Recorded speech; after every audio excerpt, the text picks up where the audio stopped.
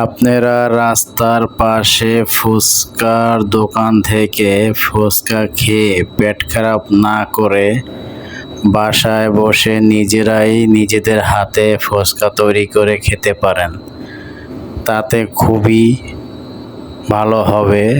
আপনাদের তৃপ্তি মতন আপনারা ফুচকা খেতে পারবেন এবং নিজেদের মতোই সুন্দর করে বানিয়ে খেতে পারবেন। তো এখানে দেখেন কি সুন্দর করে নিজের হাতে ফুচকা তৈরি করা হয়েছে এবং ফুচকাগুলো খুবই সুন্দর দেখতে এবং কোনো ময়লা আবর্জনা নেই, একবারে ফ্রেশ।